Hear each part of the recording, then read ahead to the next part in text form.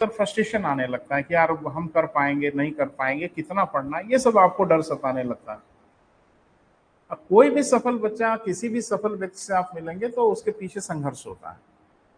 संघर्ष यही है कि आपको हमेशा अपना कॉन्फिडेंस बनाए रखना है, हमेशा आपको अपना आत्मविश्वास बनाए रखना है। हर उस पल में जब आपको लगे कि आप घबरा रहे हैं और लग रहा है कंपटीशन मुश्किल हो रहा है, हम नहीं कर पाएंगे, तो भी आपको बेटा संतुलित बने रहना है। ये भी आप ही का गुण है सफल होने के लिए।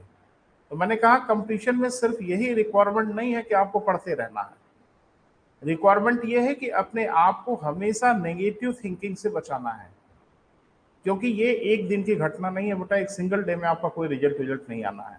This is time taking process. और इस प्रक्रिया में आपको पता ही है कि अगर एक बार आप मिस किए तो पूरे साल भर पीछे जाते हैं, फिर पूरे साल भर की तपस्या आपको लगती है। बच्चे इंटरव्यू से बाहर होते हैं, फिर उनको जीरो से शुरू करना पड़ता है। तो इसमें सिर्फ आपको अपना धैर्य बना के रखना है, मैंने अपना कॉन्फिडेंस बनाइए, अपना पेशेंस रखिए, निरंतर आगे बढ़ते रहिए। बस करना सिर्फ ये है कि हमेशा इस बात पे विचार करिए कि कल के डेट से आज की डेट में हम कुछ आगे बढ़े कि नहीं बढ़े, यानी हमने अपने ज्ञान में कुछ बढ़ोतरी किया कि नहीं किया। ये प्रोसेस करते रहिए बेटा, कोई माई कलाल आपको नहीं रोक पाएगा। लेकिन हम लोग मनुष्य हैं बेटा, ह्यूमन बीइंग है, कभी कभी फ्रस्ट्रेशन भी होने लगता है, कभी कभी घबराहट भी होने लगती है, कभी कभी कुछ असफलताएं हमको तोड़ने लगती हैं, अपने ऊपर ही प्रश्न चिन्ह उठने लगता है, हम खुद से प्रश्न पूछने लगते हैं कि यार कहीं संभावना दिख रही है होने हवाने की। तो ऐसा नहीं है बेटा, बिल्कुल संभावना है, बस वही वो समय होता है जिसमें आपको अपने आप को संतुलित बना के रखना है, अपने आप को समझाना है कि नहीं नहीं हम ऐसा कर सकते हैं। क्लियर है बेटा? तो घबराइए नहीं बेटा, घबराहट सबको होती है, मुझे नहीं होती। सोच लो आप कि 20 सालों में कोई ऐसा दिन नहीं बीता होगा इस इंस्टीट्यूट में जिसमें मेरा कम से कम 2 लेक्चर ना हुआ हो, कम से कम। अदरवाइज तो बहुत ढेर सारे लेक्चर्स होते रहते हैं। मैं भी थोड़ा परेशान होता हूँ कुछ चीज़ों से, घरेलू समस्याओं से या ढेर सारी चीज़ों से, लेकिन उन सब चीज़ों का असर मेरे लेक्चर पर नहीं होगा। मुझे नहीं लगता किसी दिन आपको ये लगा, हाँ मैं कभी अस्वस्थ होता हूँ, मेरी तबीयत थोड़ी ठीक नहीं होती, तो थोड़ा सा 19-20 का फर्क आपको महसूस होता होगा, लेकिन मैं कोशिश करता हूँ कि मेरी चीज़ों का प्रभाव मेरे लेक्चर पे नहीं आना चाहिए। तो आपको भी कोशिश करनी है कि आपकी समस्याओं का प्रभाव आपकी पढ़ाई पर नहीं आना चाहिए। Study must be going on, पढ़ाई होती ही रहनी चाहिए बेटा। हाँ, इसका अभिप्राय ये नहीं कि साधु संत बन जाना है। पार्टी में जाइए, दोस्तों मित्रों के संग बैठिए, उनसे बात करिए, हंसी मजाक करिए, सब करिए, लेकिन दिमाग में हमेशा रहना चाहिए टारगेट कि भैया मेरा मिशन है जिस पे हमें काम करना है। आप सफल हो जाएंगे बेटा।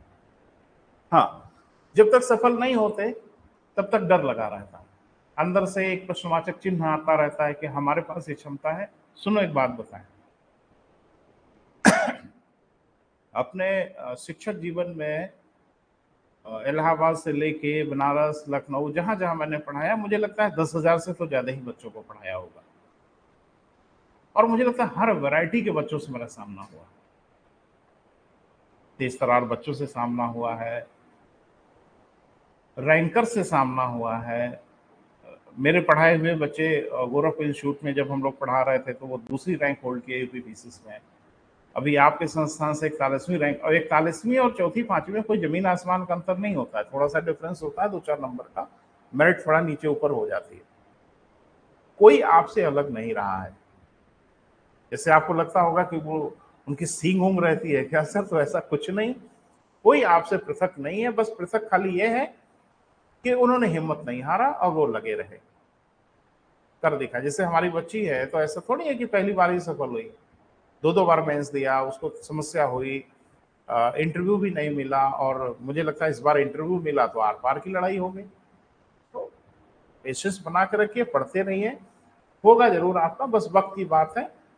वो उसकी भविष्यवाणी करना मेरे बस में नहीं है कि आपका कब होगा, लेकिन अगर आप हिम्मत से जुटे हैं तो आपका जरूर होगा, ये मैं कह सकता हूँ। चलिए बेटा, कहाँ थे हम लोग, शुरुआत करते हैं, बात करते हैं फिर से। हम लोग बात कर रहे थे, एक टॉपिक था हम लोगों का जिसको हम लोग कहते हैं बेटा इंसोलेशन। क्या कहते हैं बेटा? इंसोलेशन। और बड़ा बढ़िया टॉपिक है बेटा, यानी ज्योग्राफी में जिस बच्चे ने इसको अच्छे से समझ लिया वो आगे के सारे प्रोसेस को समझ लेगा, कहीं कोई दिक्कत नहीं। तो इंसुलेशन माने क्या बेटा, मैंने बताया था कि वास्तव में कई शब्दों को एक में मिला दिया गया। इंसुलेशन माने होता है इनकमिंग सोलर रेडिएशन, तो शार्ट में हम लोग इसको बोल देते हैं क्या, इंसुलेशन, इनकमिंग सोलर रेडिएशन। यानी जो सूर्यताप धरती की ओर आता है उसको हम लोग इंसुलेशन कहते हैं। और जैसा कि आपको पता है कि सूर्यताप धरती की ओर एक बराबर आता है, सूर्य बहुत बड़ा है धरती के सापेक्ष। और एक बात समझिएगा, सूर्य से जो उष्मा है हर तरफ जा रही है, ऐसा नहीं कि खाली धरती की ओर ही आ रही है। सूर्य से जो एनर्जी है वो उसके चारों ओर निकल रही है ना बेटा। हमको सूर्य की एनर्जी सिर्फ इस वजह से मिल जा रही है कि हम उसके सूर्य की किरणों के रास्ते में आ जाते हैं, यानी हम उसके रास्ते में बाधा बन के खड़े हो जाते हैं, तो सूर्यताप हमें मिल जाता है। हाँ, नहीं होते तो अंतरिक्ष में दंदनाते हुए सूर्य का जो विकिरण है वो जा रहा होता है। अरे भाई, खाली धरती चारों तरफ थोड़ी है सूर्य के, सूर्य के चारों तरफ उष्मा निकलती है ना, वो हर तरफ जाती है। अब एक चीज बताइए कि जितनी सूर्यताप आता है धरती की ओर, धरती के, पृथ्वी के, धरातल के एक एक बिंदु पर उतना सूर्यताप आता है, कहीं कम ज्यादा नहीं आता।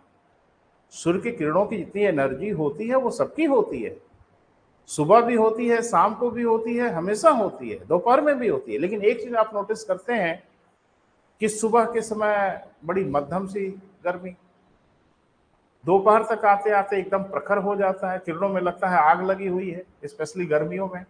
शाम तक फिर थोड़ा मध्यम।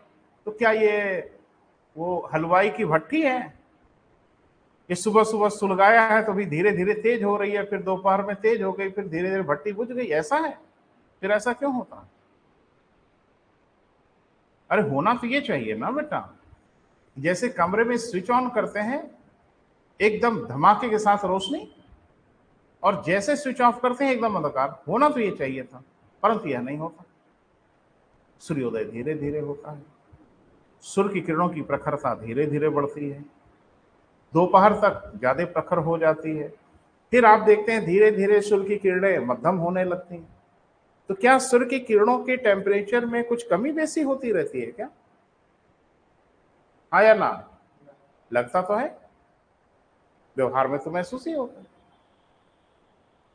एकदम लाल लाल सा सूरज सुबह सुबह दिखता है, थोड़ा मखमली, फिर जैसे ही आजकल गर्मियों में आप देखोगे तो 7-8 बजते बजते तो लग रहा है दोपहर हो जा रही है। ऐसा क्यों हो रहा है? वो तो सुबह से ही ऐसा हो जाना चाहिए था। तो ये थोड़ा साइंस का मामला है बेटा, तो ये इधर का मामला नहीं है। लेकिन इधर का मामला सिर्फ ये है कि वही सूर्यताप जब पूरी धरती पर आता, मैंने एक डायग्राम से आपको बताया था कि जैसे ये पृथ्वी है बेटा, है ना, तो सूर्य की किरणें हर तरफ जा रही हैं। ये नहीं कि खाली पृथ्वी पर ही आ रही है, सूर्य की किरणें पृथ्वी के ऊपर से भी गुजर रही है ना बेटा? पृथ्वी पर भी पड़ रही है, हाँ या ना? पड़ रही है, कुछ छूते हुए निकल जा रही है। मैं सिर्फ ये जानना चाहता हूं कि क्या इसमें कोई सूर्य की किरण कम क्षमता की है, उसकी ताकत कम है? सब एक बराबर एनर्जी लेके चल रही है, लेकिन पूरी पृथ्वी पर एक बराबर गर्मी नहीं मिल रही है। जब एक बराबर गर्मी दी जा रही है सबको, तो फिर सबको एक बराबर गर्मी मिल क्यों नहीं रही है बेटा? ये तो गंभीर समस्या है। और इसमें हम लोगों ने व्यवहार में ये देखा कि इस इलाके पर जो रेखा मैंने खींचा है, ये मत समझना इसी को मैंने बढ़ा दिया, इसको हम लोग कहते हैं 0 अक्षांश, 0 डिग्री लैटिट्यूड, जिसको प्यार से आप लोग इक्वेटोर कह देते हैं, विषुवत रेखा कहते हैं, विषुवत वृत्त कह देते हैं। ये इलाका जो है इसको हम लोग कहते हैं क्या बेटा? North Pole. और इस इलाके को कहते हैं साउथ पोल। अभी क्वेश्चन पूछा गया, अभी अभी सिविल सर्विसेज में शायद था, मैं याद नहीं आ रहा, जिसमें यही पूछा गया था कि ध्रुवीय क्षेत्रों में विषुवतीय क्षेत्रों से 1/10 गुना कम उष्मा मिलती है, ऐसा कुछ था। अब ये तो फैक्ट है, व्यवहार में तो हर कोई समझता है कि ध्रुवों पे उष्मा कम मिलती है, क्योंकि कम नहीं मिलती तो साल भर वहां बर्फ काहे जमी रहती। उत्तरी ध्रुव और दक्षिणी ध्रुव दोनों पे साल भर बर्फ जमी रहती है ना बेटा। तो कोई भी बच्चा जो पढ़ा नहीं भी है, कॉमन सेंस से इतना तो समझ ही लेगा कि डेफिनेटली वहां पे सूर्यताप की मात्रा कम होती होगी। लेकिन उसने घेर के पूछा कि 1/10 कम होती है विषुवत रेखा से। अब ये तथ्य है, अगर आपकी नजर से नहीं गुजरा है तो रिस्क भारी पड़ सकता है। 1/4 का डिफरेंस आता है। विषुवत रेखा पे जो सूर्यताप है वो ध्रुवों की तुलना में 4 गुना अधिक होता है, और वहां पे 4 गुना कम, मतलब 1/4 मिलता होगा। ऐसा क्यों होता है? वही किरण तो जो विषुवत रेखा पे आ रही है, वही किरण तो ध्रुवों पे भी जा रही है। ये डिफरेंस क्यों आ रहा है, उसके लिए एक डायग्राम मैंने आपको बताया था, मैं फिर से रिवाइज कर दे रहा हूं। जरा कल्पना करो कि पृथ्वी का सरफेस ऐसा होता, जैसा मैंने लाइन खींचा है, फ्लैट होता। तो अब तो गारंटी है कि पृथ्वी के हर बिंदु पर एक बराबर उष्मा मिलती, हाँ या ना? अगर पृथ्वी का सरफेस ऐसा सीधा होता, फ्लैट होता, तो पृथ्वी के हर स्थान पर एक बराबर ही गर्मी मिलती। लेकिन पृथ्वी का जो सरफेस है वो ऐसा तो नहीं, ऐसा है। तो इससे क्या फर्क पड़ जाता होगा, कल हमने विस्तार से बात किया। इससे फर्क यह पड़ता है बेटा कि सूर्य की किरणों का जो आपतन कोण है, ये बहुत निर्णायक भूमिका में होता है।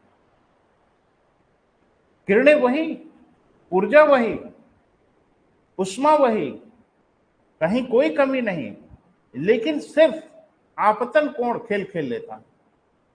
जहां सूर्य की किरणें सरफेस को 90 डिग्री पर छू रही होती हैं, 90 डिग्री पर, वहां मामला कुछ अलग होता है। और जहां सूर्य की किरणें तिरछी धरातल को छूती हैं, उतनी ही उष्मा लेके फर्क पड़ जाता है। वो डायग्राम से मैंने बताया था आपसे ऐसा क्यों होता है। वैसा इसलिए होता है बेटा, फिर से देख लें। जैसे मैंने कहा था कि मान लो ये 4 किरणें धरती की ओर आ रही हैं, है ना बेटा, और मान लीजिए कि 10 कैलोरी इनकी उष्मा है, देख रहे हैं एकदम 90 डिग्री पे आ रही है। और मान लीजिए कि धरती के सरफेस पे तो पड़ेंगी कहीं ना कहीं, और ये धरती के मान लीजिए कि इतने बड़े एरिया पर पड़ रही हैं। बोले बेटा? तो अब ये जो टेम्परेचर है वो कितना है बेटा?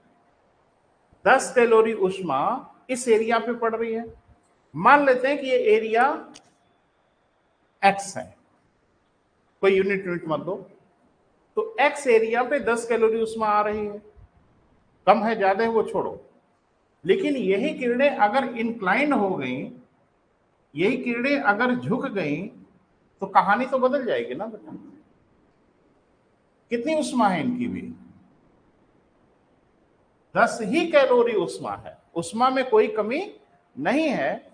लेकिन खेल अप्रत्यक्ष रूप से कुछ अलग हो जा रहा है, वो देख लें।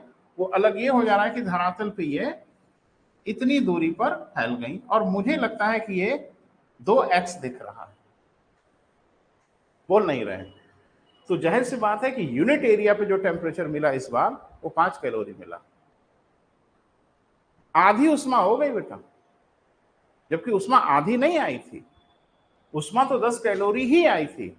सिर्फ इंक्लाइन हो जाने की वजह से ये फैल गई दूर तक इलाके पर, और इकाई इलाके पे जो उष्मा मिली, यूनिट एरिया को उष्मा मिली, इसकी तुलना में आधी हो गई, हाँ या ना? तो आप देख रहे हैं इसमें बेईमानी सूर्य की नहीं है, कोई अन्याय सूर्य नहीं कर रहा है। लेकिन डिफरेंस जो आ रहा है वो क्यों आ रहा है बेटा? सिर्फ सूर्य की किरणों के आपतन कोण का। तो इस पे हम लोगों ने शायद विस्तार से बात कर लिया था, क्लियर है? और यही कारण था कि विषुवत रेखा पर सूर्यताप सबसे अधिक मिलता है, औसत सूर्यताप, एवरेज टेम्परेचर सबसे अधिक कहां मिलता है बेटा? विषुवत रेखा पर। क्यों? क्योंकि सूर्य की किरणें पूरे साल भर विषुवत रेखा के आसपास ही लंबवत रहती हैं। अभी जो हम एस्ट्रोनॉमी पे बात करेंगे बेटा तो विस्तार से आपको समझाएंगे, लेकिन अभी तो इतना समझ लें कि सूर्य की जो लंबवत किरणें हैं वो ज्यादातर विषुवत रेखा के आसपास ही रहती हैं। अरे भाई, एक बार 23.5 उत्तर की ओर जाती है, एक बार 23.5 दक्षिण की ओर जाती है, अमूमन तो इसके बीच में ही रहती है। तो ज्यादातर लंबवत किरणें कहां पड़ती हैं बेटा? विषुवत रेखा के आसपास। इसलिए पृथ्वी पर सर्वाधिक औसत सूर्यताप कहां मिलता है बेटा? विषुवत रेखा। इथोपिया का एक जगह है डलोल, नाम सुना है? इथोपिया अगर पूछे किस महाद्वीप में है तो बता सकते हैं? हाँ, अफ्रीका में है और बिल्कुल विषुवत रेखा पर है बेटा। मैप में घर पे जाके देखिएगा, इथोपिया एकदम इक्वेटोर पे, इसी रेखा पे है। तो इथोपिया का एक जगह है, शहर है जिसका नाम है डलोल। इथोपिया के डलोल में इस पूरी धरती पर सर्वाधिक औसत सूर्यताप की प्राप्ति होती है। एवरेज टेम्परेचर सबसे अधिक कहां मिलता है बेटा? इथोपिया के डलोल में। तो हम लोगों की बात प्रमाणित भी हो गई कि सर्वाधिक औसत सूर्यताप कहां मिलता है बेटा? विषुवत रेखा के आसपास, और इथोपिया के डलोल में लगभग एवरेज टेम्परेचर 35 डिग्री सेल्सियस है। आप कल्पना करिए कि एवरेज टेम्परेचर मतलब साल भर के हर दिन का औसत तापमान निकालना है तो भी 35 डिग्री आ रहा है एवरेज। तो मुझे लगता किसी दिन तो दंदनाता भी होगा ज्यादा, किसी दिन 35 से भले ही नीचे होगा, लेकिन किसी दिन तो बहुत ज्यादा होगा। सर्वाधिक सूर्यताप जो मिलता है वो विषुवत रेखा पे नहीं मिलता, यानी किसी एक दिन का जो सर्वाधिक सूर्यताप है वो विषुवत रेखा पर नहीं होता, वो 20 अंश उत्तरी अक्षांश पे होता है। लीबिया एक देश है, नाम सुना है? सौभाग्य से ये भी अफ्रीका में है। लीबिया का एक शहर है अजीजिया, वहां अब तक का सर्वाधिक सूर्यताप रिकॉर्ड किया गया है about 60 degree Celsius, 60 degree temperature होता है।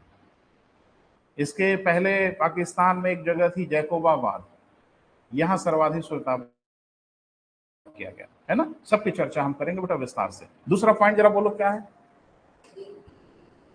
दिन की अवधि, हेडिंग बनाइए।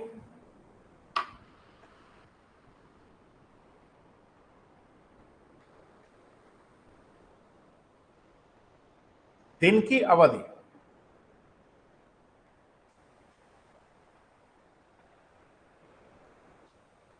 हाँ, तो इसमें बेटा सब मामला एकदम स्ट्रेट फॉरवर्ड है, कहीं कोई कंफ्यूजन वाली स्थिति नहीं है। तो क्या कहा गया बेटा? कल हमने थोड़ा सा बात किया था, उसी के आगे फिर बात करेंगे। यदि दिन की अवधि का मतलब क्या? सूर्य के प्रकाश की अवधि। यदि दिन की अवधि ज्यादा होगी, बड़ी होगी, तो डेफिनेटली सूर्यताप की प्राप्ति ज्यादा होगी। और दिन की अवधि कम होगी तो जाहिर सी बात है कम समय तक सूर्यताप हमको मिला है।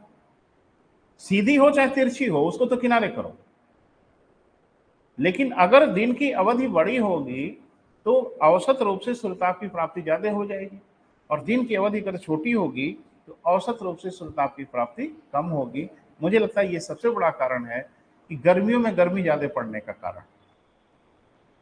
वो सीधी तिरछी तो जो है सो है ही है। एक तो सीधी है, गर्मियों में सूर्य की किरणें लगभग क्या हो रहे हैं बेटा? सीधी आ रही, 90 डिग्री के करीब आ रही हैं।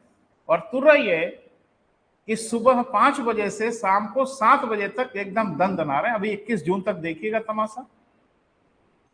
सौभाग्य से जून के महीने में है, 21 जून आ जाने दीजिए, अब देखेंगे डे टू डे आपको दिन बढ़ता हुआ महसूस होगा।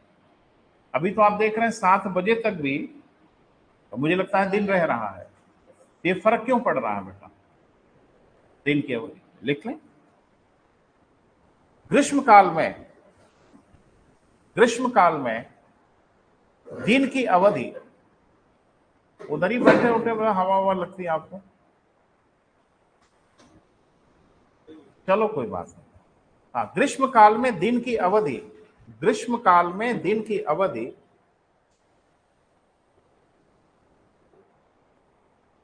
बड़ी होती है। ग्रीष्म काल में दिन की अवधि क्या होती है बेटा? बड़ी होती है, अधिक होती है, जिसके कारण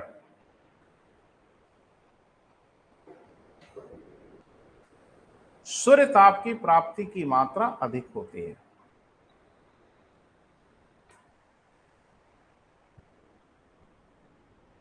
तो हम लोग चर्चा ये कर रहे हैं बेटा कि सूर्य ताप की प्राप्ति के प्रभावित करने वाले कारक कौन कौन से हैं। ठीक है बेटा? इसमें एक चर्चा हम लोगों से हो गई सूर्य की किरणों का आपतन कोण, और दूसरी चर्चा हो रही है कि दिन की अवधि। तो दिन की बाकी चीजों को जीरो मान लें, कांस्टेंट मान लें, तो बाकी चीजें अगर कांस्टेंट हैं तो दिन की अवधि अगर बड़ी होगी तो गर्मी अधिक पड़ेगी, दिन की अवधि अगर छोटी होगी तो गर्मी कम पड़ेगी। ग्रीष्मकाल और शीतकाल में वो लंबवत और तिरछी तो अपनी जगह पे है, लेकिन सबसे बड़ा फर्क यह भी पड़ता है, ग्रीष्मकाल में क्या हो रहा है बेटा, 7 बजे तक, और विंटर्स में अरे बड़ी मुश्किल से 8-9 बजे साहब दिखेंगे और 4 बजे ही अपना अटैची उटैची उठा लेंगे कि अब घर जाने वाले हैं, तो दिन की अवधि छोटी हो गई। ये भी एक फैक्टर है। हाँ, तिरछी सीधी होने वाला फैक्टर भी साथ में जुड़ जाता है, उसको छोड़ दीजिए, तो लिख लें। शीतकाल में दिन की अवधि छोटी होती है,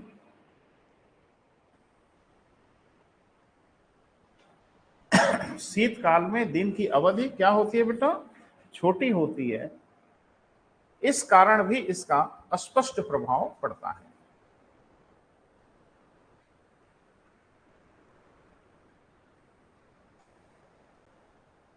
इस कारण भी इसका क्या बेटा, स्पष्ट प्रभाव पड़ता है।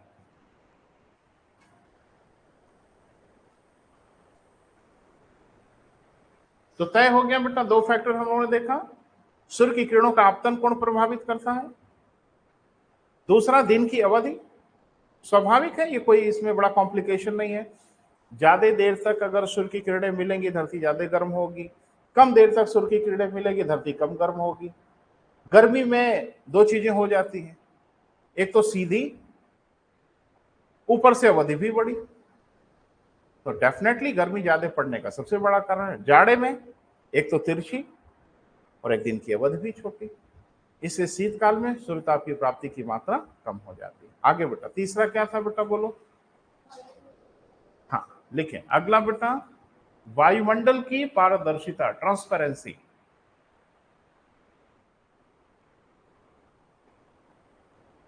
वायुमंडल की क्या बेटा, पारदर्शिता। थोड़ा पीछे बैठते बेटा तो बोर्ड दिखता साफ, है ना, बाधित हो जा रहा है। अब वहां बैठे, हवा हवा भी लगेगी, थोड़ा बोर्ड भी दिखेगा साफ। अब वहीं बैठ जाए। वायुमंडल की क्या बेटा, पारदर्शिता। इसका क्या मतलब है, थोड़ा समझिए। भूगोल का जो सिद्धांत हम लोगों ने अब तक पढ़ा समझा, वो ये बता रहा है कि सबसे अधिक गर्मी पड़नी चाहिए विषुवत रेखा पर। क्यों? क्योंकि सूर्य की लंबवत किरणें विषुवत रेखा के इर्द गिर्द ही ज्यादा रहती है, तो सर्वाधिक सूर्यताप कहां मिलना चाहिए, विषुवत रेखा पर। लेकिन किसी दिन का सर्वाधिक सूर्यताप विषुवत रेखा पर नहीं मिलता, माने किसी पर्टिकुलर दिन का मैक्सिमम टेम्परेचर जो रिकॉर्ड किया जाता है वो विषुवत रेखा पे नहीं आता, वो 20 अंश अक्षांशों पे मिलता है, 20 डिग्री लैटिट्यूड पे मिलता है, और स्पेशली 20 अंश उत्तरी अक्षांश पे मिलता है। ऐसा क्यों हो जाता है? अरे भूगोल तो ये कह रहा है कि सबसे अरे भाई एक बताओ, कम से कम साल का 2 दिन, 21 मार्च और 23 सितंबर, इस दिन तो सूर्य की किरणें विषुवत रेखा पे लंबवत होती है, तो उस दिन तो सबसे अधिक तापमान मिल जाना चाहिए था। मेरी बात पता नहीं समझ पा रहे हो कि नहीं। पूरी धरती पर किसी न किसी स्थान पे किसी दिन का मैक्सिमम टेम्परेचर तो रिकॉर्ड होता ही होगा। पूरी धरती पे पूरे साल भर में कोई ना कोई दिन तो ऐसा आता ही होगा जिस दिन उस स्थान का तापमान धरती पर सबसे अधिक होगा। यह तापमान तो विषुवत रेखा पे दिखना चाहिए, वो कहीं दिखे, लेकिन भूगोल का सिद्धांत ये कह रहा है कि ये दिखना चाहिए विषुवत रेखा पर, लेकिन वो स्थान विषुवत रेखा पे नहीं दिखता, सामान्य रूप से 20 अंश उत्तरी अक्षांशों पे दिखता, वो भी दक्षिणी पे नहीं दिखता। तो दोनों का उत्तर बेटा तलाशना होगा तार्किक आधार पर। हाँ कोशिश करो बेटा। ना ना ना, ना। अरे भाई, तिरछी विषुवत रेखा पे तो अमूमन साल भर सीधी रहती है, और कम से कम 2 दिन 21 मार्च और 23 सितंबर को तो एकदम विषुवत रेखा पर ही होते हैं, विषुव होता है, तो उस दिन का तो सबसे अधिक रिकॉर्ड। पूरे साल भर की बात कर रहे हैं, एक दिन की बात नहीं कर रहे हैं, पूरे साल भर 365 दिन पे कोई ना कोई दिन किसी न किसी जगह का सबसे हाई टेम्परेचर तो रिकॉर्ड होता ही होगा। जैसे हम लोगों का हाई टेम्परेचर रिकॉर्ड हो जाता है मई जून में, हो जाता है। दुनिया के अलग अलग देशों में अलग अलग महीने होंगे, लेकिन कहीं ना कहीं दुनिया में किसी न किसी देश का कोई ना कोई महीना, कोई ना कोई दिन तो ऐसा होगा जहां का टेम्परेचर पूरी धरती पे साल भर के किसी स्थान के तापमान से ज्यादा होता होगा। वो स्थान कहाँ होना चाहिए था? विषुवत रेखा पे होना चाहिए था, जो नहीं होता। वो स्थान 20 अंश अक्षांशों पे होता, रोज नहीं होता। अरे रोज कैसे होगा बेटा? 20 अंश अक्षांश पे सूर्य की किरणें रोज लंबवत थोड़ी होती हैं। हाँ, लेकिन एक दिन जरूर होती होंगी, जब कर्क संक्रांति की तरफ बढ़ रहे होते होंगे तो 20 अंश अक्षांशों पे वो दिन जरूर आता होगा जिस दिन सूर्य की किरणें लंबवत पड़ती होंगी, और शायद वही दिन होगा जब वहां दुनिया का सबसे सर्वाधिक सूर्यताप रिकॉर्ड किया जाता होगा। लेकिन ऐसा तो कर्क रेखा पर भी हो जाना चाहिए, मकर रेखा पर भी हो जाना चाहिए, विषुवत रेखा पर भी हो जाना चाहिए, क्योंकि विषुवत रेखा पर भी सूर्य की किरणें लंबवत होती हैं, मकर रेखा पर भी लंबवत होती हैं। लेकिन यह सौभाग्य खाली कर्क रेखा के आसपास मिलता है। गंभीर प्रश्न है। अवधारणाएं बहुत बड़ी नहीं है, लेकिन प्रश्न बहुत बड़ा है, और भूगोल बिना समझे इसका जवाब दिया ही नहीं जा सकता। तो थोड़ा सा समझने की कोशिश करिए। आखिर 20 अंश दक्षिणी अक्षांशों पे भी तो हो जाना चाहिए, अगर 20 अंश उत्तरी पे हो रहा है तो। दूसरा कारण यह है, आप मैप अगर देखो तो दक्षिणी गोलार्ध में सागरों की अधिकता है। भाई इतना तो कम से कम भूगोल देखेंगे। आप विषुवत रेखा के अगर नीचे की ओर आप बढ़ोगे तो आप देखेंगे सागर अधिक है, स्थल कम है। और सागरों की एक प्रॉपर्टी, पानी की एक प्रॉपर्टी, अति नहीं होने देते। उनको ऊपर वाले ने ठेका दिया कि भैया देखो अति कोई करने ना पाए, कोई भले करे साहब ना करने पाए। एक बात मुझे बताइए, लू तो दक्षिण भारत में चलनी चाहिए। अरे भैया जी, वो विषुवत रेखा से दक्षिण और वो कर्क रेखा से दक्षिण की ओर है ना, बोल नहीं रहे?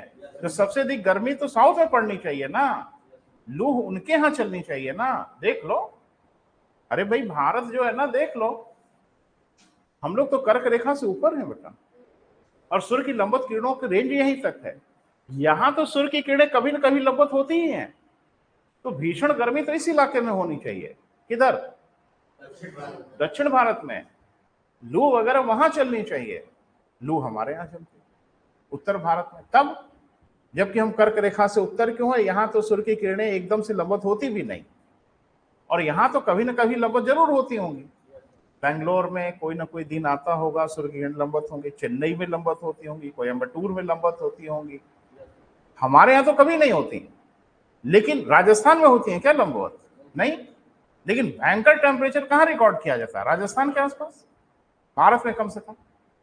ये क्या इश्यू है बेटा? ये क्या मामला है? दिख रहा है मामला, आंख से देखिए ना। पूरे प्रायद्वीपीय भारत को सागर ने घेर के बैठा हुआ है, पूरा दक्षिण भारत को तीन ओर से सागर ने घेरा है, और सागर ने चेतावनी दी है सूर्य को कि थोड़ा औकात में रहिएगा, मेरा इलाका है ना। और जैसे टेम्परेचर रेस करते हैं सागर वैसे न्यूट्रलाइज करते हैं। वो जैसे तापमान बढ़ाते हैं सागर टेम्परेचर को न्यूट्रलाइज कर देते हैं, क्योंकि ठंडी हवाएं स्थलों की ओर झपट पड़ती हैं और टेम्परेचर को न्यूट्रलाइज कर देती हैं। हम लोग इतने सौभाग्यशाली नहीं हैं। यहां सूर्य जब अपनी गर्मी बढ़ाता है, भले ही उतना ना बढ़ाता हो, लेकिन गर्मी जब बढ़ाता है तो उत्तर भारत के टेम्परेचर को न्यूट्रलाइज करने वाले लोग नहीं उपस्थित हैं, मददगार नहीं है यहां, इससे टेम्परेचर यहां बढ़ जाता है। बस वही कारण है बेटा पूरे विश्व का। साउदर्न हेमिस्फीयर में पानी अधिक है, बोल नहीं रहे हो, स्थल कम है, तो टेम्परेचर तो यहां भी बढ़ता है, लेकिन इस टेम्परेचर को सागर न्यूट्रलाइज कर लेता है, मैनेज करता है। लेकिन 20 अंश उत्तरी अक्षांशों में जब चले जाएंगे ऊपर की ओर, तो वहां सागर कम है, स्थल अधिक है, और टेम्परेचर जब बढ़ता है बेतहासा तो उसे कोई न्यूट्रलाइज नहीं कर पाता, इसलिए हाई टेम्परेचर वहीं रिकॉर्ड होता है। लेकिन विषुवत रेखा पे तो होना चाहिए था। यहां मामला क्यों गड़बड़ है? यहां मामला इसलिए गड़बड़ है, आगे पढ़ेंगे बहुत विस्तार से, कि भूगोल में उसको हम लोग कहते हैं इक्वेटोरियल रीजन, विषुवतीय क्षेत्र कहते हैं। विषुवत रेखा से 5 डिग्री उत्तर 5 डिग्री दक्षिण, इसको ज्योग्राफी में कहा जाता है विषुवतीय क्षेत्र। इसकी कुछ खासियत है। इसकी खासियत यह है कि यहाँ रोज बारिश होती है, प्रतिदिन 365/365। एक महीना नागा नहीं होता। साल का कोई महीना ऐसा आपको नहीं मिलेगा विषुवत रेखा पे जिस महीने में बारिश नहीं होती। लगभग प्रतिदिन वर्षा होती है। वर्षा क्या करती है, मुझे लगता है आप समझ रहे हैं। टेम्परेचर को रिड्यूस कर देगी, तापमान को क्या करेगी। अरे आप भी क्या देख लो ना, बारिश वारिश हो जाती है तो बादल वादल आ जाते, बड़ा अच्छा महसूस होता है ना। रह रह के बीच बीच में हो जा रहा है ऐसा।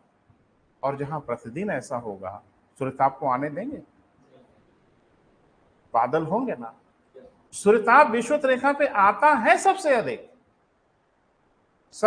सूर्यताप विषुवत रेखा की ओर आता है। दुर्भाग्य से मिल नहीं पाता क्योंकि रास्ते में कोई छाता लगा दिया है। यानी जो क्लाउड है ना, अरे बारिश होगी बेटा तो बादल होंगे। और बादलों को हल्के मत लेना।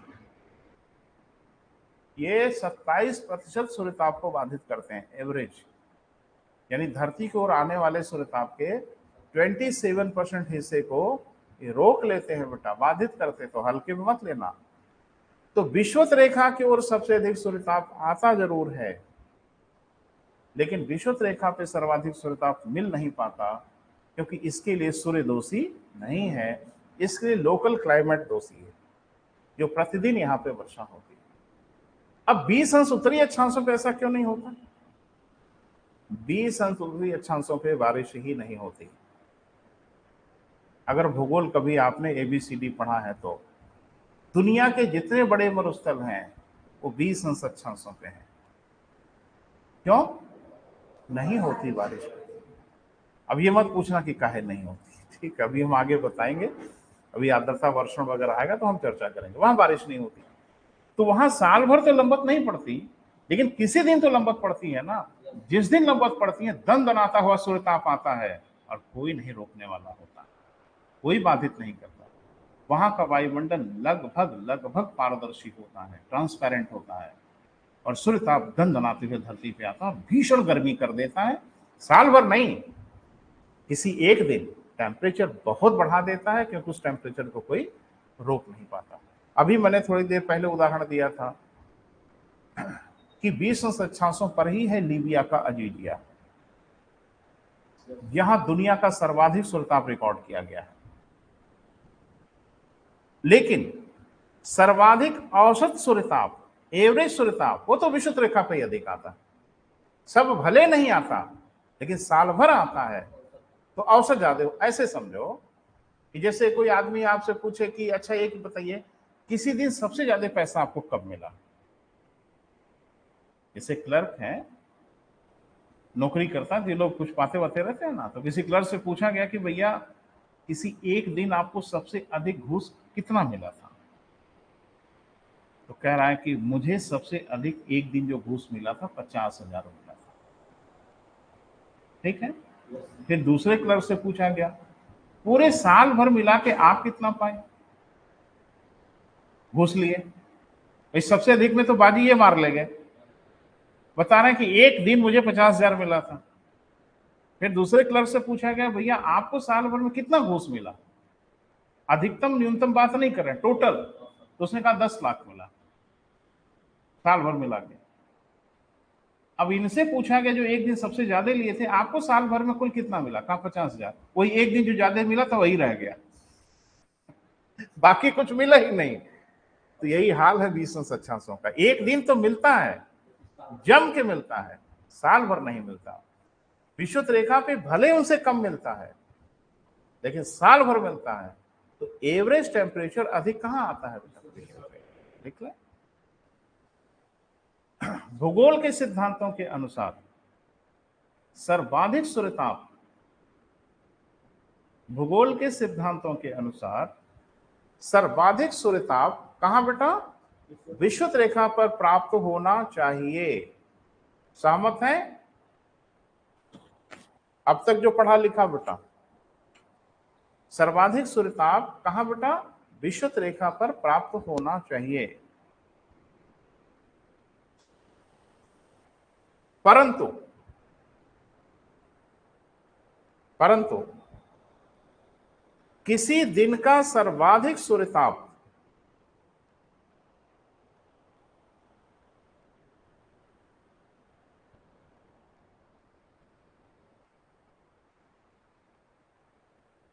परंतु किसी दिन का सर्वाधिक सूर्यताप, अब ध्यान से सुनना, मैं क्या बात कर रहा हूं, किसी दिन का, वो दिन साल भर में कोई भी हो सकता है।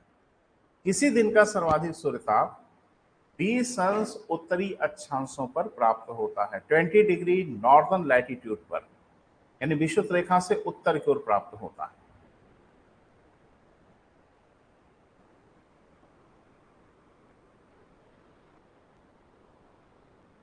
ठीक है बेटा, समझ में आ रहा है?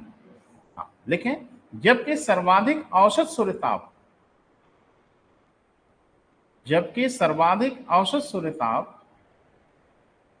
कहां बेटा, विषुवत रेखा पर ही प्राप्त होता है, ये सही है। जबकि सर्वाधिक औसत सूर्यताप कहां बेटा, विषुवत रेखा पर प्राप्त होता है।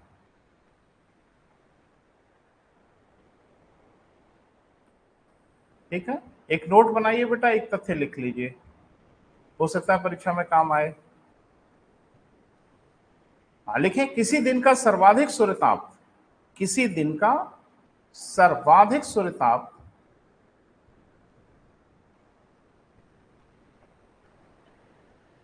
20 अंश उत्तरी अक्षांश पर स्थित, मैप में जाके देखिएगा बेटा, घर पे जरूर देख लीजिएगा।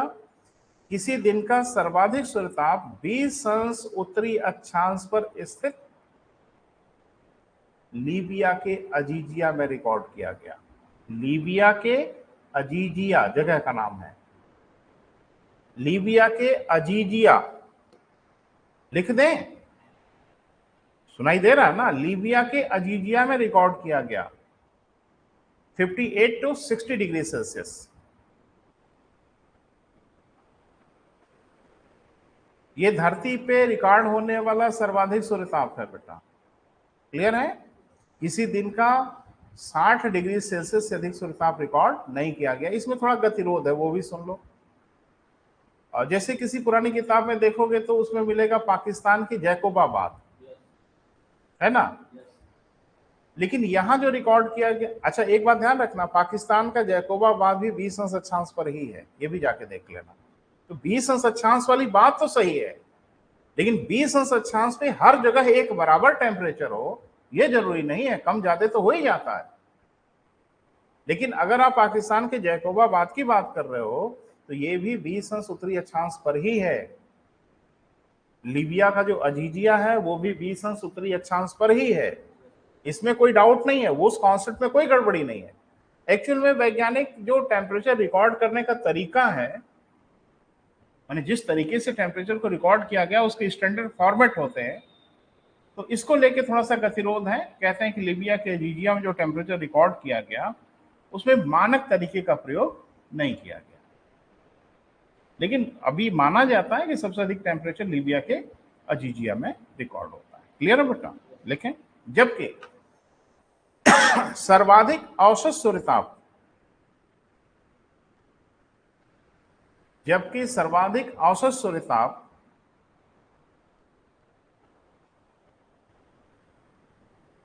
इथोपिया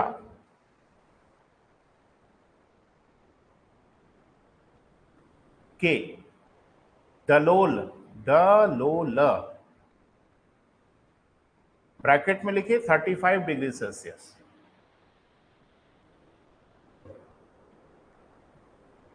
मापा गया है, मेजर किया गया है। इथोपिया के डलोल में 35 डिग्री सेल्सियस मापा गया है, मेजर किया गया है। और ये कहां है बेटा? एकदम विषुवत रेखा पे। मैप जाके देखिएगा, मैप में खोलिएगा इथोपिया, ऑक्सफोर्ड मैकमिलन कोई मैप हो तो उसमें देखिएगा इथोपिया और उसमें देखिएगा डलोल, एकदम विषुवत रेखा पर है। क्लियर है बेटा? और लीबिया का अजीजिया 20 अंश अक्षांश पे है। अब प्रश्न यह है बेटा कि सर्वाधिक सूर्यताप तो विषुवत रेखा पर होना चाहिए, एवरेज भी ज्यादा होना चाहिए और किसी दिन का भी ज्यादा होना चाहिए। सिद्धांत तो यही कह रहा है, लेकिन एवरेज में बाजी तो मार ले जाता है विषुवत रेखा, लेकिन किसी दिन के मैक्सिमम में वो पिछड़ जाता है 20 अंश अक्षांशों से। तो उसके पीछे बहुत सिंपल सा रीजन है। सिंपल सा रीजन ये है कि विषुवत रेखा पे प्रतिदिन बारिश होती है, प्रतिदिन वर्षा होती है, और बारिश के लिए क्लाउड जरूरी होंगे, बादल जरूरी होंगे, और ये बादल सूर्यताप को बाधित करते हैं। तो जितना सूर्यताप विषुवत रेखा को मिलना चाहिए उतना नहीं मिल पाते। क्लियर है बेटा? इसलिए यहां किसी दिन का मैक्सिमम टेम्परेचर तो नहीं रिकॉर्ड होगा। 20 अंश उत्तरी अक्षांश पे बादल जो होता है होते ही नहीं, यानी वहां वर्षा का कहीं नामो निशान कभी होता ही नहीं। आकाश एकदम स्वच्छ होता है, एक दिन ही ज्यादा आता है, लेकिन वो सब का सब धरातल तक पहुंच जाता है, इसलिए वहां का टेम्परेचर अधिक हो जाता है। देख लो बेटा, विषुवत रेखा पे सर्वाधिक सूर्यताप रिकॉर्ड होना चाहिए, सिद्धांत तो यही कह रहा है। विषुवत रेखा पर सर्वाधिक सूर्यताप प्राप्त होना चाहिए। चाहिए कि नहीं चाहिए? भूगोल तो कह रहा है ना, बोले बेटा। परंतु प्रतिदिन वर्षा तथा बादलों के कारण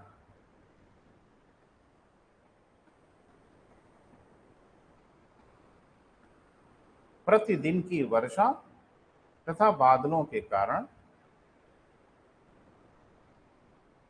ऐसा नहीं हो पाता। क्यों नहीं हो पाता बेटा?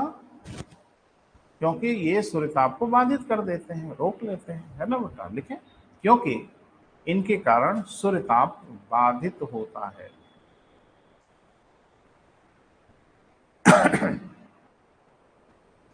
सूर्य प्रताप बेटा समझ आ रहा है? क्वेश्चन का जवाब तो नहीं अभी देंगे बेटा, बाद में।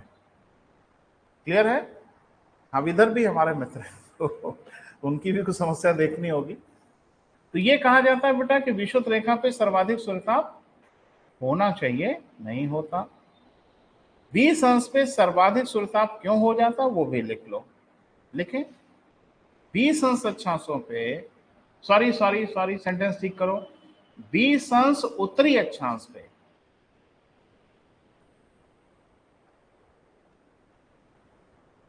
सर, ये सब सिविल सर्विसेज के लिए बेटा घेर घार के पूछेंगे ऐसे ही, तो उसके लिए आप ज्यादा मजबूत रहेंगे।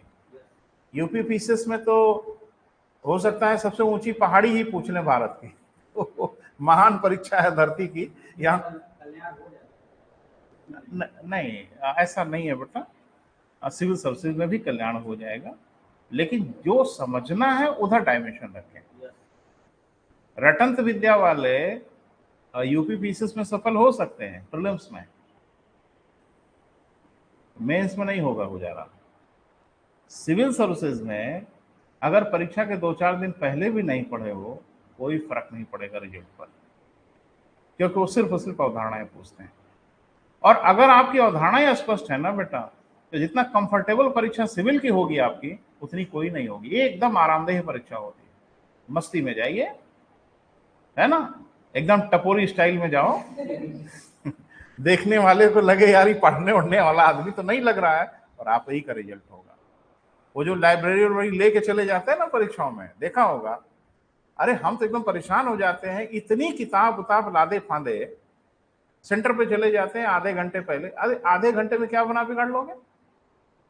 एकदम इधर हाँफ रहे हैं, उधर हाँफ रहे हैं, ये किताब खोज रहे हैं, वो पलट रहे हैं। अरे भैया, आप एकदम कंफ्यूज हो जाओगे, बाकी कुछ नहीं होगा।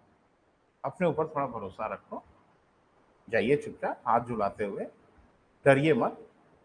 डर लगता है आपको भी, हमें भी, सबको डर लगता है, डरना ही चाहिए, लेकिन डरिए मत, भरोसा रखिए। अगर आपने पढ़ा है तो आप लोगों से बेहतर जरूर करेंगे। मुझे एक घटना याद है बेटा, वो शेयर कर ले। हम लोग इलाहाबाद यूनिवर्सिटी में बीएससी की परीक्षा दे रहे थे, तो इलाहाबाद यूनिवर्सिटी में जो बीएससी है, पीसीएम है, वो बड़ा टफ माना जाता है, रिजल्ट बहुत बुरा आता था। अब पता नहीं क्या होता, मुझे नहीं मालूम। तो परीक्षा दे रहे थे, हमारे सामने बैठे थे हमारे एक बड़े अभिन्न मित्र थे, बड़े अच्छे विद्यार्थी थे, टॉपर्स थे।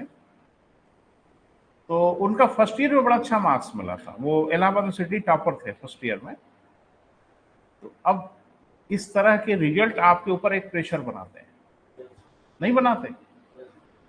यार फर्स्ट ईयर का टॉपर हो, सेकेंड ईयर में ना गड़बड़ा जाए, ये अनावश्यक दबाव रहता है आपके ऊपर। एक बच्चा जो पिछले साल प्री क्वालिफाई किया है, इस साल जब परीक्षा देने जाता है तो उसके ऊपर एक प्रेशर रहता है, यार इस साल ना गड़बड़ा जाए, तो नाक कट जाएगी, तो नाक बचानी है, नाक भी बचानी है, तो अनावश्यक प्रेशर में रहते हैं। और जो कभी प्री क्वालिफाई ही नहीं किया, हाथ झुलाते हुए जाएगा ना, हो कहाँ ये हुआ अब तक, तो आपके ऊपर प्रेशर नहीं होता। तो कभी कभी बिना प्रेशर से आप बढ़िया काम करते हैं। हुआ क्या, वो हमारे मित्र हमारे आगे बैठे थे, परीक्षा अभी 15-20 मिनट में शुरू होनी थी, तो मैंने देखा वो अंतरिक्ष में कहीं खो गए। और कहाँ खो गए मुझे पता है, वो सोच रहे थे फार्मूला, बड़ा बड़े फार्मूले वगैरह होते हैं ना बेटा, बीएससी वगैरह में डायनेमिक्स है, स्टैटिस्टिक्स है, 3 डायमेंशनल कोऑर्डिनेट ज्योमेट्री है, कैलकुलस है, इंटीग्रेशन है, 72 तो फार्मूला ही तो पूरी दुनिया ही है। तो मुझे लगता है वो खाली यही सोच रहे थे कि वो फार्मूला, ये फार्मूला, यही सब चल रहा था, मुझे लग रहा था। मैं एकदम मस्त था। अरे याद आएगा ना, जब क्वेश्चन दिखेगा तो याद आएगा, अभी से क्या याद करना। नहीं, ऐसा नहीं कि मैं बड़ा टॉपर था, मैं एवरेज था, वो टॉपर थे भैया, तो उनके ऊपर प्रेशर था, मेरे ऊपर तो प्रेशर नहीं था। मैं तो श्योर था कि मैं तो काम चलाने लायक कर ही लूंगा, लेकिन उनके लिए प्रेशर ये था कि उनको फिर दिखाना है, कहीं दूसरे नंबर पर ना आ जाए। बैठे बैठे लगे रोने जोर जोर से। हम भैया कंसंट्रेट कर रहे हैं, वो देख रहे हैं, एकदम जोर से दहाड़े मार मार के रो रहे हैं। मुझे लगा कोई कीड़ा उड़ा काट लिया या क्या हो गया, ऐसे अचानक बैठे बैठे आप कैसे रोने लगोगे जोर जोर से भाई, अचानक कोई घटना हुई होगी। तो मैं भी घबरा गया, पूरा क्लास घबरा गया, कह रही इसको क्या हो गया, एकदम से जोर जोर से, छोटे बच्चे जैसे रोते हैं वैसे। तो चूंकि हमारे करीबी थे, हम कंधे पे हाथ उतर के, हमको क्या हो गया भाई, पेट और दर्द कर रहा है। हाँ, रोना जिस हिसाब से शुरू किया उसी ये मालूम चला अचानक कोई चीज हुई है। तो उन्होंने कहा कि नहीं नहीं, पेट नहीं दर्द कर रहा है, हमका सर दर्द कर रहा है, कहे नहीं, हमका फिर कहा सब भूल गए। अब उनको ये था कि वो कहे सब मैं भूल गया जो मैं पढ़ा था, अब मुझे कुछ याद ही नहीं आ रहा है। अब ये होता ये है बेटा कि कभी कभी आप अनावश्यक दिमाग को जब एकदम प्रेशर डालने रहते हो ना, अनावश्यक, घर से निकले नहीं फार्मूला याद करते हुए चल रहे, सब रिवाइज कर रहे हैं फार्मूला। दिमाग एक सिस्टम है, बहुत तंग मत करो, नहीं तो अचानक हैंग कर सकता है। उनका दिमाग हैंग कर गया थोड़ी देर के लिए, कि जहां है वहीं रुक जाओ, अब कुछ आगे पीछे नहीं होगा। तो हमने कहा कि ये क्या कर रहे हैं, रीस्टार्ट कर रहे हैं। तो माने दहाड़े मार मार के जो रो रहे हो, इसे सिस्टम रीस्टार्ट नहीं होगा। हमका चुपचाप जाइए, बाहर पानी वानी पीजिए, मुंह धुल लीजिए। तो गए वो बाहर, पानी वानी पीऊ के आए, तो कहे कि यार मनोज भाई कुछ याद नहीं आ रहा है हमको, कोई फार्मूला ही दिमाग में नहीं आ रहा है। हमको सब याद आ जाएगा, बस पेपर आने दीजिए सामने, ठीक है। जैसे प्रश्न पत्र आएगा, अब दिमाग ढेर सारी वाहियात चीजों से हटके एक पर्टिकुलर चीज पे कंसंट्रेट करेगा। अभी तो दुनिया भर की चीजें दिमाग में घूम रही हैं, लेकिन जब पेपर आपके सामने आएगा तो अब दिमाग उधर से हट जाएगा और पर्टिकुलर प्रॉब्लम पे फोकस करेगा। और आपने मेहनत किया है, आपने परिश्रम किया है, सब याद आएगा। मैं आपके पीछे बैठा हूं, पूरे भरोसे से कह रहा हूं। और नहीं याद आएगा तो हम है ना, भाई टॉपर भले नहीं है लेकिन हम थोड़ी सी आपकी मदद तो कर ही देंगे। ऐसा नहीं हुआ, फिर उन्होंने टॉप किया। तो देखो, अगर आपने पढ़ा है तो याद तो आएगा ही, इसमें कोई शक शुबा नहीं है। मेहनत किया है, परिश्रम किया, हाँ थोड़ी देर के लिए डर लग सकता है, भय लग सकता है, क्योंकि दिमागी है ना बेटा, आप एकदम आखिरी तंग कर रहे हो।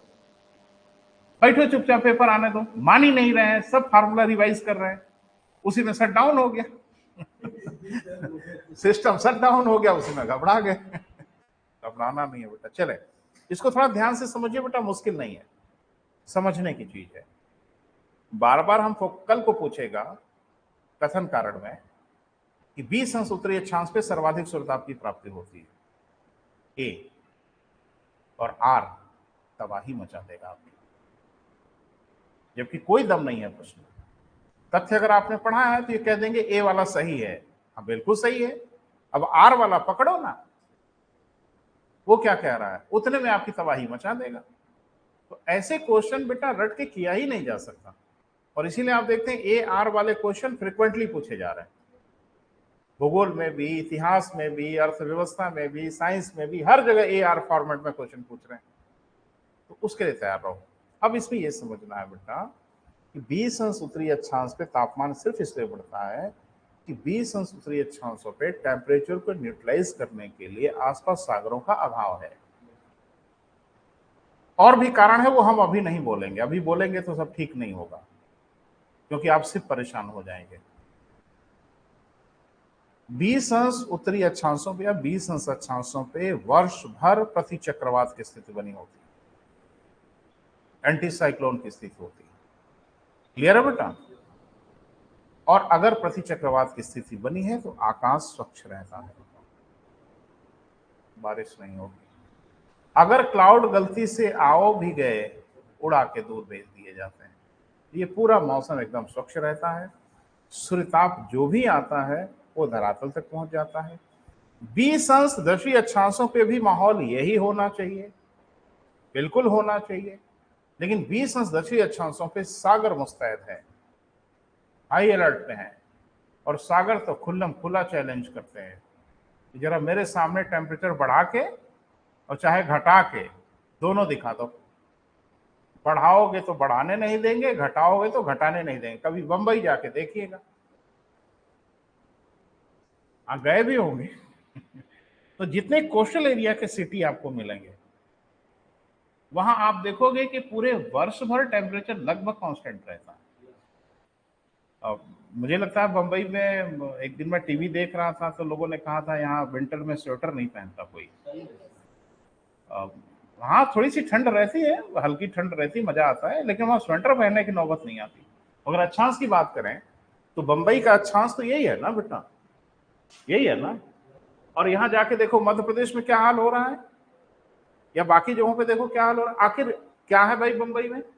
दिग्वचन का वहाँ फिल्म सिटी है सर। हाँ थोड़ा सा, तो आखिर फिल्म सिटी से इससे क्या लेना देना भाई? नहीं, वो भारत का एक शहर है बेटा, मुझे लगता है कि बहुत प्रचलित शहर है, हर कोई जानता है, बैंगलोर। पूरे शहर को एयर कंडीशन सिटी कहा जाता है तब जब वो दक्षिण की ओर है, तब जब वो ट्रॉपिकल जोन में है, उष्ण कटिबंधों में है, टेम्परेचर बेतहासा होना चाहिए कभी ना कभी। लेकिन बैंगलोर का साल भर का टेम्परेचर लगभग कांस्टेंट होता है। आप मई के महीने में, अप्रैल के महीने में, हमारे यहाँ तो धूप में चलना बड़ा मुसीबत हो जाती है, बहुत धूप लगने लगती है। बैंगलोर में धूप में चलने में बहुत असुविधा नहीं होगी। जैसे हमारे यहाँ भी जून के महीने में आप 10 मिनट धूप में निकल जाओ तो बड़ी तकलीफ होती है, ऐसा बैंगलोर में नहीं होगा। उसको भारत की एयर कंडीशन सिटी कहा जाता है। टेम्परेचर जरा टीवी पे देखिएगा, बड़े शहरों का टेम्परेचर दिखाता है, तो हम लोग भूगोल के विद्यार्थी हैं तो हम लोग अपना निशाना साधेंगे ना, हर शहरों का टेम्परेचर देखते चलेंगे कि भाई यहाँ का टेम्परेचर ऐसा क्यों है, वहाँ का क्यों है, और थोड़ा भूगोल से कोरिलेट करके देखेंगे कि भाई ऐसा है तो होना चाहिए था। बेंगलोर का टेम्परेचर देख के आप चौंक जाएंगे कि यहाँ का टेम्परेचर ऐसा नहीं होना चाहिए, यहाँ टेम्परेचर तो ज्यादा होना। चेन्नई का भी टेम्परेचर, तो कारण सिर्फ ये है बेटा कि वो ऐसी सिचुएशन पे है कि सागर एकदम दोनों तरफ मुस्तैद है,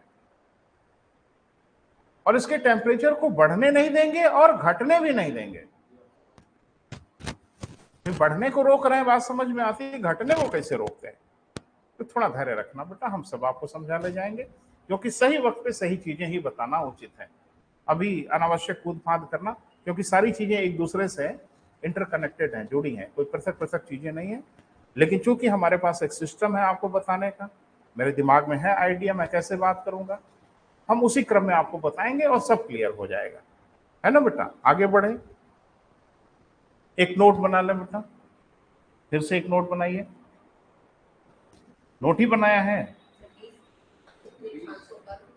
बस वही, अच्छा वाक्य अधूरा हो गया है। 20 अंश उत्तरी अक्षांशों पे किसी दिन का सर्वाधिक सूर्यताप रिकॉर्ड किया जाता है।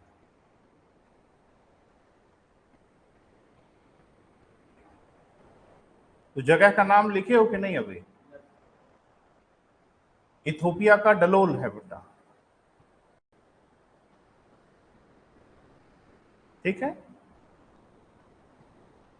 अब ये प्रश्न तो खुद ही मन में आएगा कि अगर 20 अंश इधर तो 20 अंश इधर का है नहीं, दोनों की सिचुएशन तो एक ही है ना बेटा, कभी न कभी वो सिचुएशन तो आएगी ना, तो वो जरा लिखना पड़ेगा बेटा। एक नोट बना लो, नोट बना के जस्टिफाई करते हैं, प्रश्न लिखेंगे बेटा, है ना, यानी हम क्वेश्चन लिखेंगे। लिखें क्या कारण है कि, अब ये मेंस में आ जाएगा सीधे सीधे, क्या कारण है कि 20 अंश उत्तरी अक्षांशों पर ही सर्वाधिक सूर्यताप रिकॉर्ड किया जाता है, जबकि 20 अंश दक्षिणी अक्षांशों पर नहीं, जबकि 20 अंश दक्षिणी अक्षांशों पे नहीं।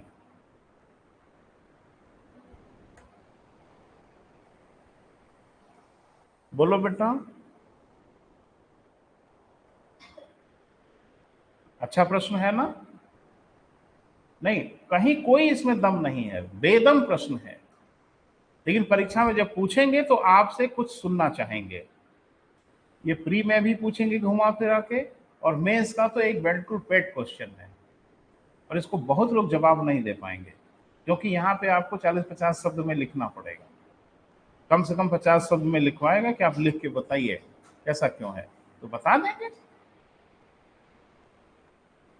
कि 20 अंश उत्तरी अक्षांशों की ओर स्थल और जल के बंटवारे में स्थल भारी पड़ जाते हैं, और 20 अंश दक्षिणी अक्षांशों में स्थल और जल के बंटवारे में जल भारी पड़ जाता है। और पानी की प्रॉपर्टी है, जानते हो क्या? न तेजी से गर्म होंगे, न तेजी से गर्म होंगे, न तेजी से ठंडे होंगे, और स्थल उसके एकदम उलट बिहेव करते हैं, तेजी से गर्म हो जाते हैं और तेजी से ठंडे हो जाते हैं। तो अब क्या होगा? गर्मी पड़ेगी, अरे गर्मी तो पड़ेगी ही भाई, 20 अंश दक्षिणी अक्षांशों पे ही, यानी सूर्य जब दक्षिणायन होगा तो जिस पोजीशन के उत्तरी अक्षांश पे था उसी पोजीशन पे आएगा दक्षिणी अक्षांश पे, साउथ वर्ल्ड होगा तो जाहिर सी बात है गर्मी तो उतनी ही देगा जितनी उसने उत्तरी गोलार्ध में दिया था।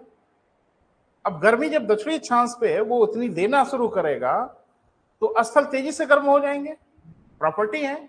सागर उतनी तेजी से गर्म नहीं होंगे, स्थलों की तुलना में थोड़े से ठंडे रहेंगे, बस यही कहानी बिगाड़ देगा। जहां पे टेम्परेचर ज्यादा होगा वहां पे वायुदाब कम होता है, और जहां पे टेम्परेचर कम होता है वहां पे वायुदाब अधिक होता है, और अधिक वायुदाब से कम वायुदाब के ओर पवन चल पड़ता है।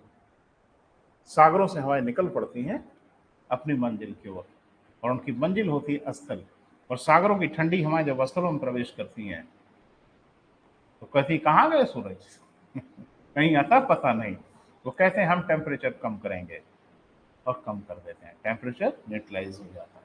क्लियर है बेटा?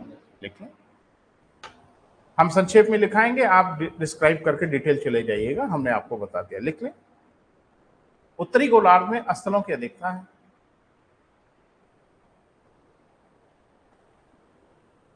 उत्तरी गोलार्ध में किसकी बेटा? स्थलों की अधिकता है, जबकि दक्षिणी गोलार्ध में सागरों की अधिकता है, जबकि दक्षिणी गोलार्ध में किसकी बेटा? सागरों की अधिकता है।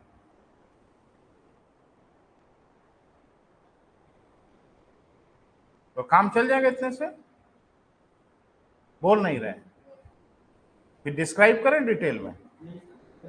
देखो नोट्स वोट्स ऐसा ही होना चाहिए कि हमारा नोट हम ही समझ पाए, कोई अगर नोट्स वोट्स गलती से मांग भी ले तो छटपटाए देखे कि ये क्या मतलब है इसका भाई, तो नहीं, देखो जो नोट्स है हम लोगों का ना बेटा, वही हम लोगों का सब कुछ है ना?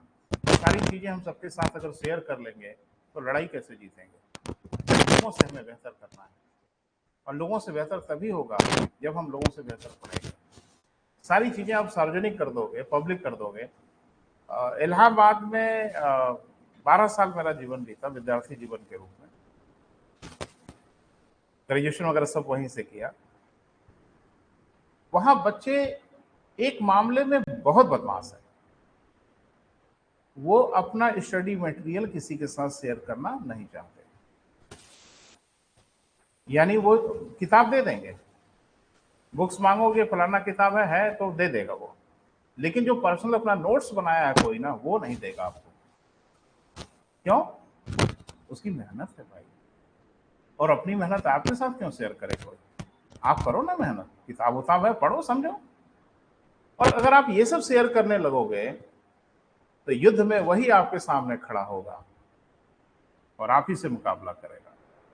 आप तो भले ध्यान से ना पढ़े हो कॉपी में जो लिखा है, वो तो आपकी कॉपी को ढंग से पढ़ लेगा, फिर आप ही के हथियार से आप ही को शहीद कर देगा, है ना भैया? तो ये सब नहीं, हम ये नहीं कह रहे हैं कि नहीं दोस्त मित्र अगर नोट्स वोट्स मांगे तो ना, लेकिन नोट्स वोट्स में कुछ चालबाजी तो होनी ही चाहिए।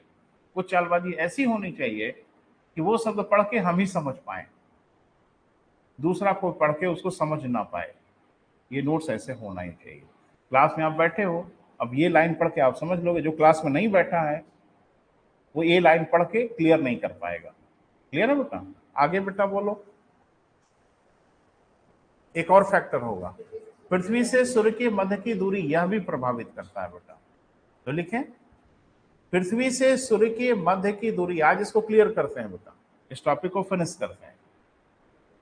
पृथ्वी से सूर्य के मध्य की दूरी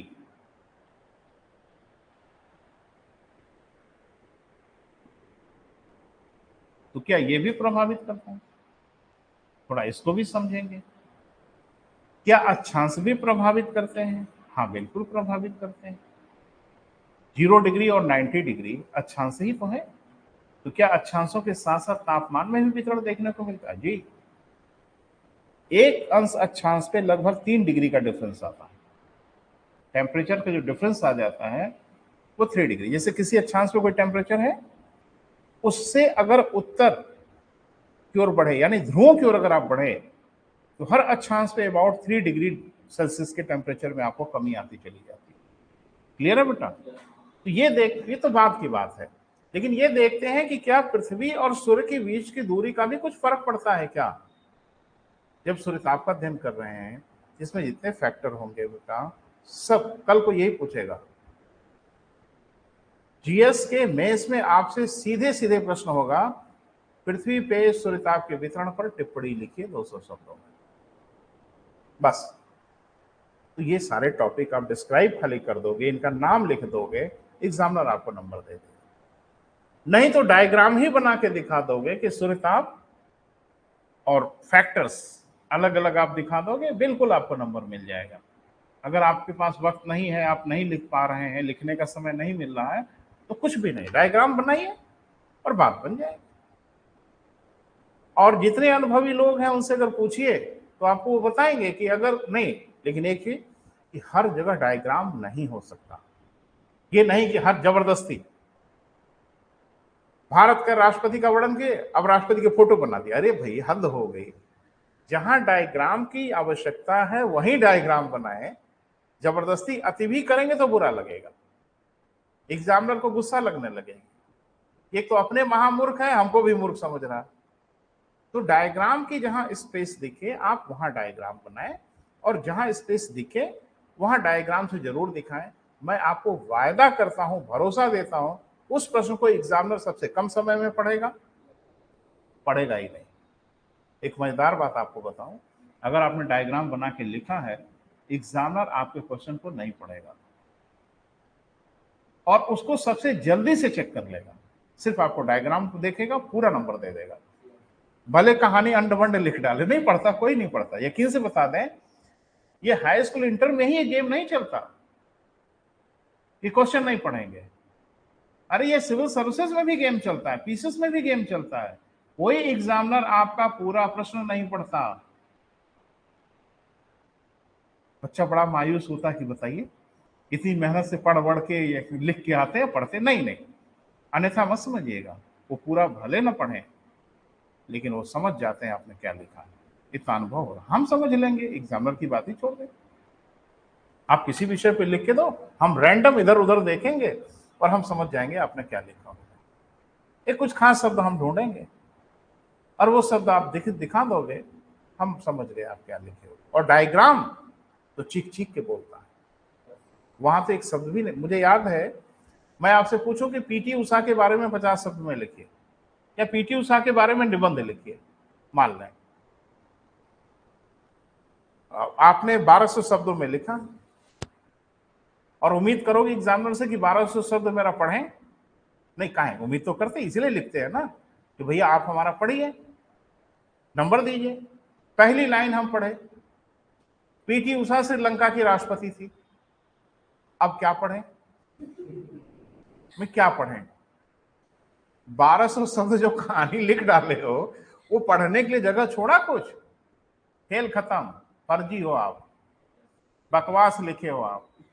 इसीलिए एग्जामिनर ना बेटा वो एक दो लाइन, एक दो शब्द सब पढ़ के समझ लेता है कि बकवास कर रहे हो आप, कोई मतलब नहीं है। इतने समझदार हैं। हमको याद है बेटा, एक बार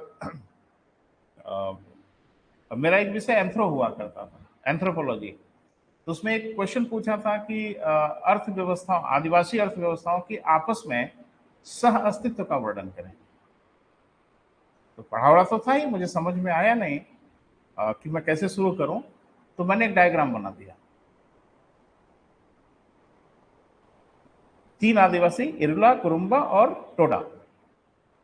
नीलगिरी में अक्सर आप पढ़ते हो ना, टोडा जनजाति, तो टोडा ही नहीं है, इरुला भी है, कुरुम्बा भी है वहां की जनजाति। तो ये तीनों के आपस में अर्थव्यवस्था का बड़ा सामंजस्य बना हुआ है।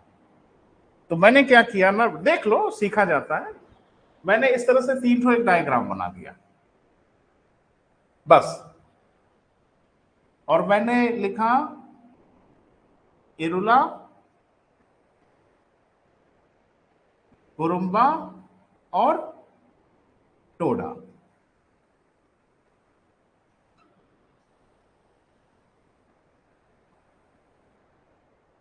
कोई भी एग्जामिनर बस यही तो देखना चाह रहा था, अगर उसने यह देख लिया, दिल खोल के नंबर दे देगा। वो सिर्फ 2 लोग समझते हैं, जिसने इस डायग्राम को बनाया और जो इस विषय का जानकार है। सिर्फ इन दोनों में कम्युनिकेशन हुआ है, पूछने वाला अपना उत्तर बता दिया और समझने वाला उत्तर को समझ गया। आप समझे ना समझे, और बहुत अच्छा नंबर मिला था उस वर्ष मुझे। एंथ्रोपोलॉजी में कमीशन का 2nd हाईएस्ट मार्क्स मिला था, यानी हमसे ज्यादा नंबर सिर्फ एक ही व्यक्ति को मिला था। कहने का सिर्फ इतना सा मतलब है ना बेटा कि जहां डायग्राम की स्थिति बने वहां जरूर बनाइए और लिखिए बेटा। फ्री एक दिन हो जाएगा, और जिस दिन फ्री होगा उसी दिन आपकी तबाही शुरू हो जाएगी। वो बर्बादी का दिन होगा जब आप प्री क्वालिफाई करेंगे, क्योंकि मेंस के लिए आप तैयार हैं नहीं। आप छटपटाएंगे मेंस के लिए, छटपटाएंगे ना? अरे कोई मेंस छोड़ता है? छोड़ेंगे नहीं। मेंस के लिए 3-4 महीने जुटे रहोगे, थक जाओगे। हाँ, थक ही जाओगे भाई, रातों दिन पढ़ेंगे तो जरूर थोड़ा सा आदमी रिलैक्स होना चाहता है। जैसे मेंस खत्म होगा तो थोड़ा रिलैक्स चाहिए। अरे बहुत पढ़े हैं, 12-12, 16-16 घंटे, अब रिलैक्स करोगे और तब तक अगले साल की वैकेंसी है ना, फिर प्री का फॉर्म, और फिर इज्जत लगी आपकी दाव पर। कहाँ है, दाव पे तो लगी गई। पिछले साल प्री क्वालिफाई किए थे, इस साल नहीं क्वालिफाई करेंगे, सारे दोस्त मित्र परिवार वाले गरियाएंगे एक तरफ से कि नालायक, फिर आप फंसोगे। आप कभी इस संकट से नहीं निकल पाओगे। ये मेरा अपना अनुभव है, हम आपको बता रहे हैं। एक बार प्री क्वालिफाई कर गए तो फिर आपका खेल खत्म, फिर आप मेंस के लिए कभी तैयार नहीं हो पाएंगे, ये मैं हम बता रहे हैं। क्योंकि हर बार आप प्री क्वालिफाई करोगे, मानोगे नहीं, या किसी साल मन को थोड़ा सा समझा के आप कह दोगे कि भाई छोड़ दो, अच्छा इस बार क्या प्री नहीं देना, मानोगे? कोई मानेगा? और आप उस जाल से कभी नहीं निकलेंगे।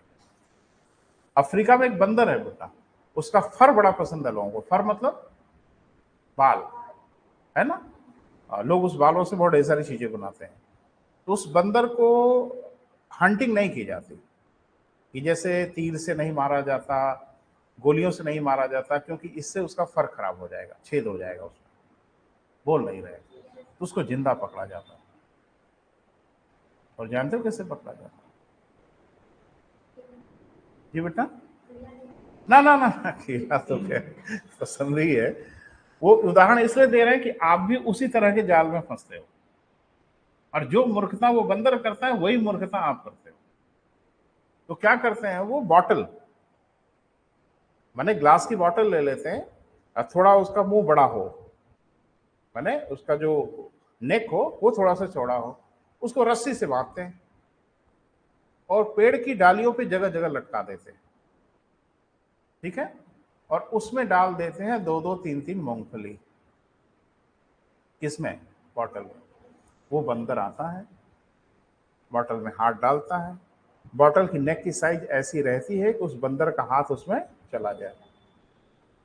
वो हाथ डाल के, अंदर थोड़ा चौड़ा रहता है बॉटल, हाथ डाल लेता है, मूंगफली पकड़ लेता है।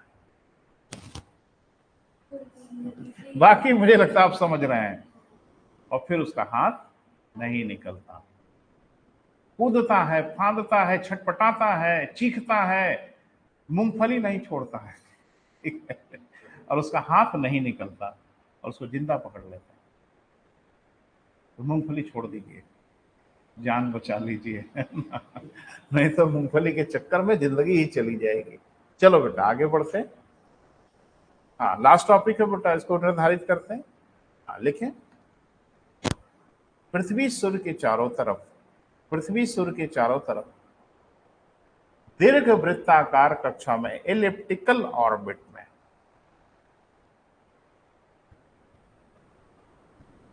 पृथ्वी सूर्य के चारों तरफ कैसा बेटा?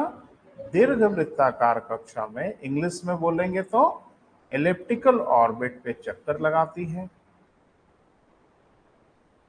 क्लियर है बेटा? इस कारण एक बार वह सूर्य के सर्वाधिक पास, सर्वाधिक नजदीक होती है।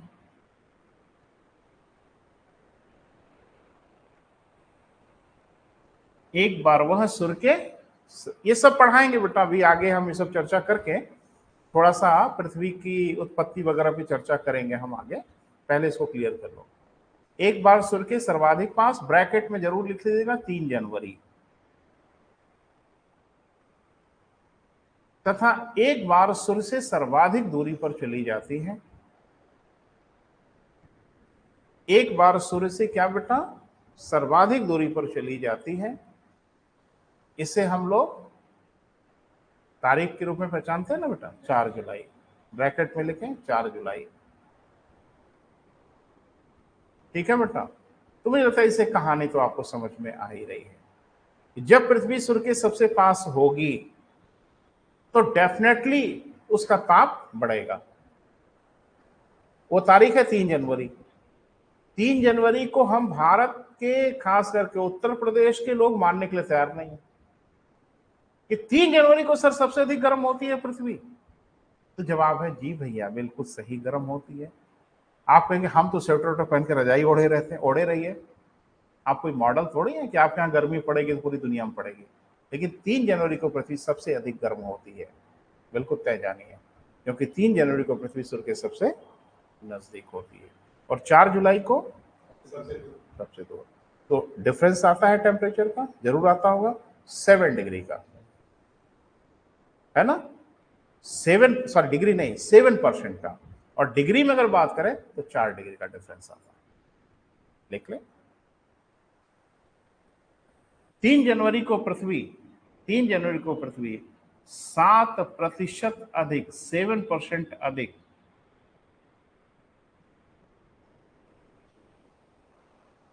अर्थात 4 डिग्री सेल्सियस,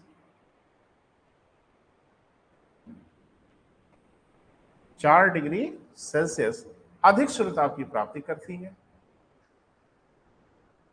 एवरेज से बेटा, औसत से।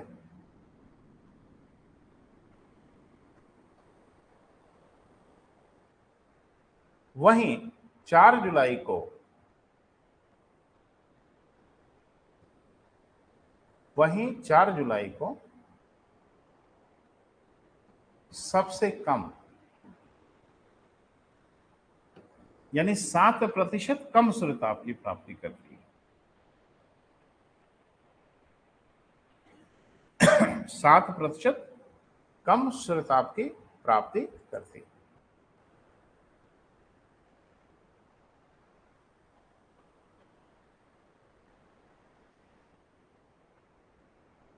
क्लियर है बेटा? तो ये हम लोगों ने पढ़ा कि सूर्यताप का वितरण कैसा होता है और कौन कौन से फैक्टर इसको प्रभावित करते हैं। ये मोटे मोटे हैं बेटा, लेकिन ऐसा नहीं कि अन्य फैक्टर नहीं है इसके साथ अन्य फैक्टर भी हैं। आगे हम लोग पढ़ेंगे एल्बिडो, तो एल्बिडो भी इसको प्रभावित करता है, क्योंकि धरातल की बनावट भी तो प्रभावित करती होगी। अगर पानी है धरातल पे तो जाहिर सी बात है सूर्यताप वो भी प्रभावित करेगा। मरुस्थलीय इलाका है, स्थलीय इलाका है, पर्वतीय इलाका है, फॉरेस्ट एरिया है, तो क्या सब एक बराबर सूर्यताप लेते हैं? तो और भी फैक्टर हैं, लेकिन बेसिक जो फैक्टर था उसकी चर्चा हमने आपसे की। तो आगे चर्चा बेटा कल करेंगे। Thank you.